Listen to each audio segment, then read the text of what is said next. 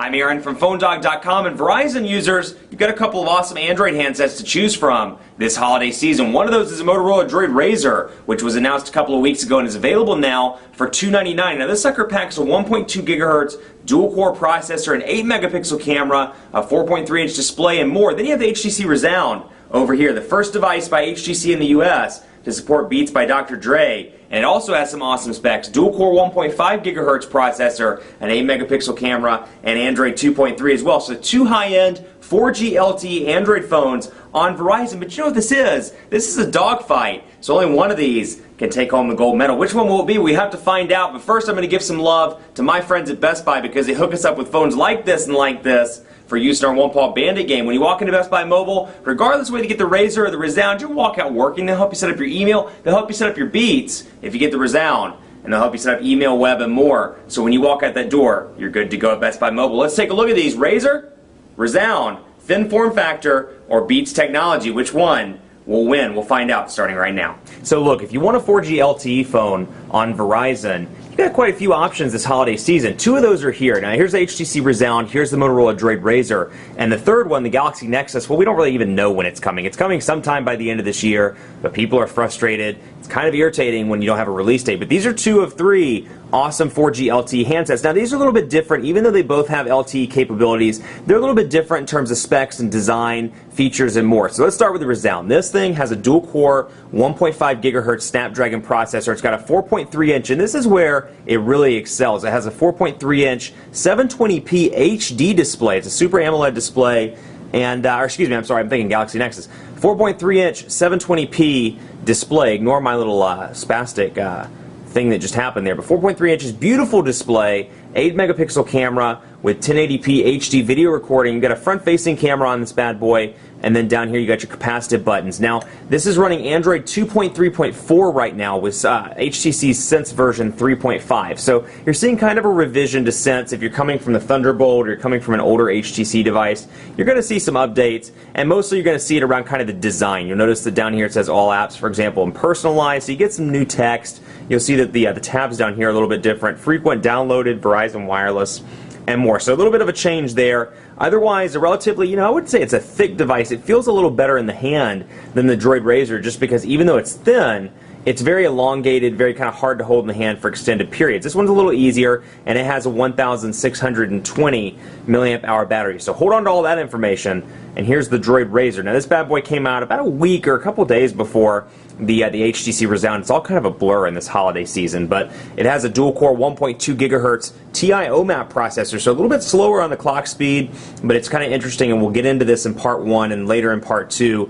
as to the speed differences of these two devices.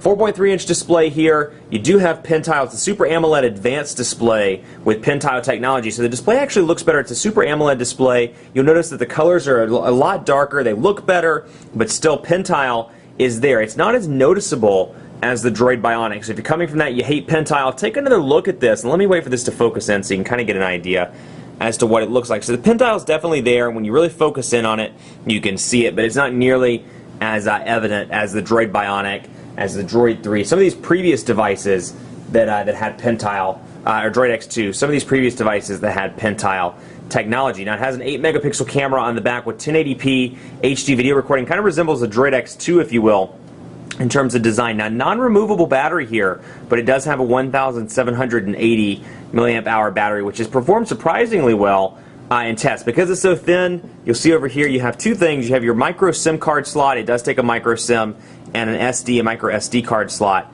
And then up top you have your HDMI port, your micro USB charging port, and your 3.5mm headphone jack. And then over here, power button, volume rocker. So a very svelte device, no physical camera button.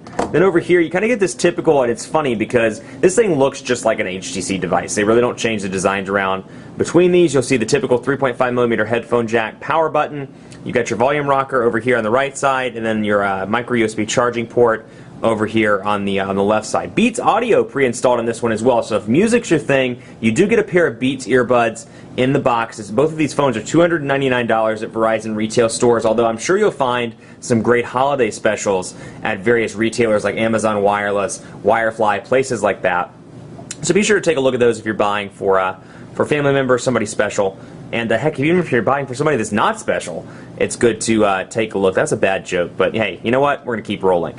You can see here, design typical HTC, got some texturized goodness here on the battery door, and like I said, Sense 3.5. So let's take a look at what comes pre-installed on this bad boy. And I'm going to skip straight over to the Verizon tab, and you can see Backup Assistant, Blockbuster, Hot Pursuit, Amazon Kindle. Half of this is probably garbage you're not going to use.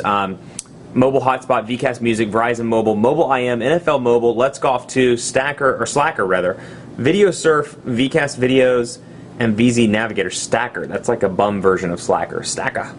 And then you can see Let's Golf 2. So, obviously, I don't use Let's Golf 2. I don't use Hot Pursuit. The sad part is you can't uninstall these. Verizon has the bloatware's on and it can't be removed, unlike AT&T and Sprint devices. They've done a really good job recently of kind of listening to their consumers. Now, one thing I've kind of noticed about this, and take a look when I go into the applications drawer here, you'll really notice that it kind of stutters a little bit. I notice a little bit of a lag on the Rezound that I don't notice on the DROID RAZR. I feel like it's a little bit more smooth. Now, part of that is because HTC Sense is just a very resource-heavy user interface. That's one thing to keep in mind. Also, again, it's just interesting to see this kind of carry over from the Evo 3D, the Sensation 4G, some of these more recent HTC handsets, which you can see, it seems like it just takes a second for everything to load up, which in comparison to the DROID RAZR, which I'll show you shortly, you don't really see that very often. So let me focus on the personalization here, because one thing Sense does really, really well is it offers some great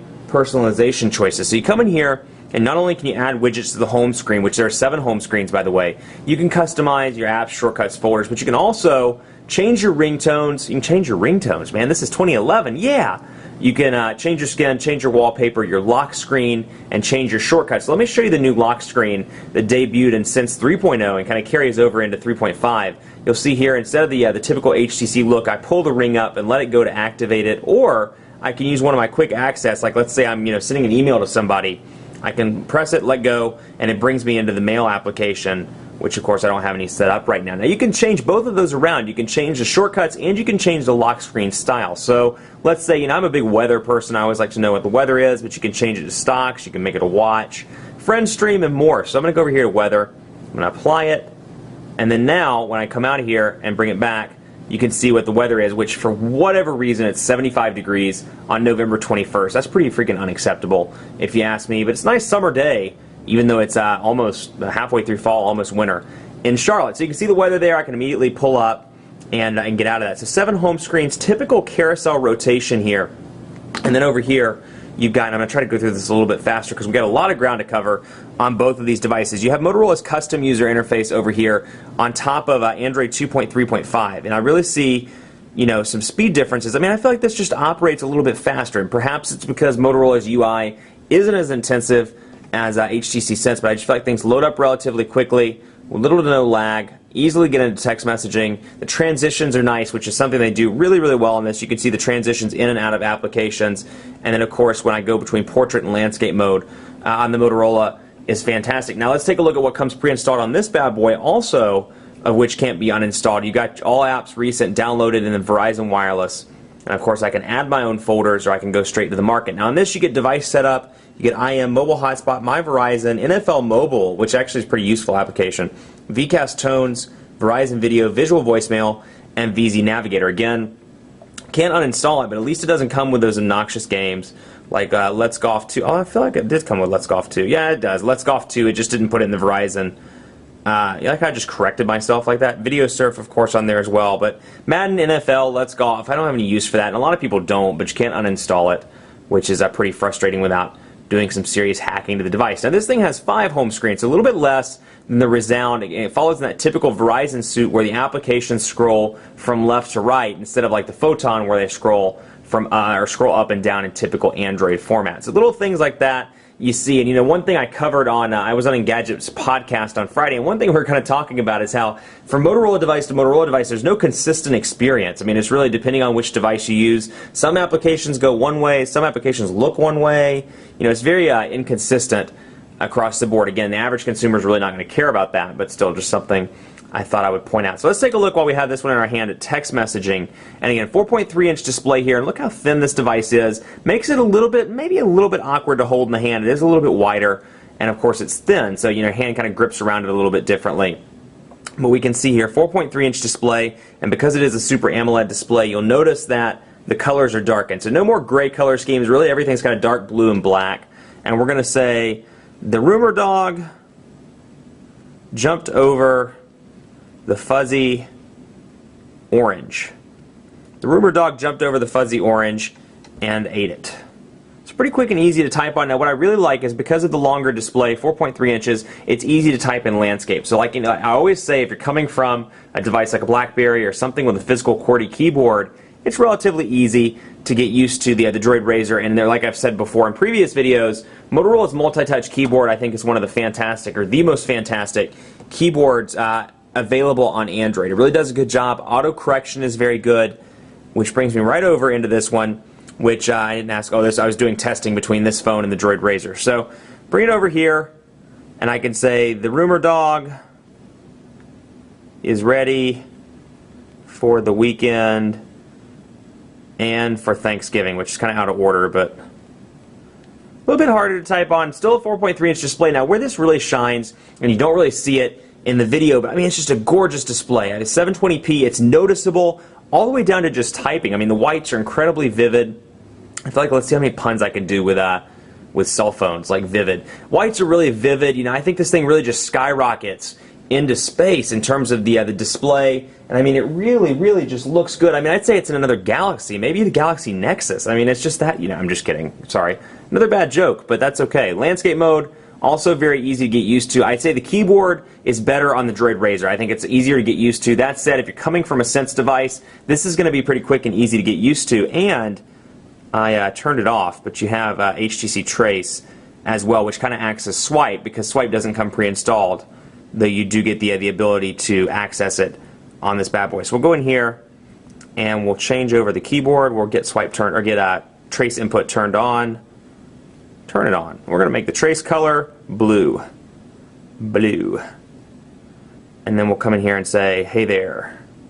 Just like that. So just like Swipe, quick and easy to use, also on a 4.3-inch display. Better display over here, better input in my opinion with keyboards over on the DROID RAZR.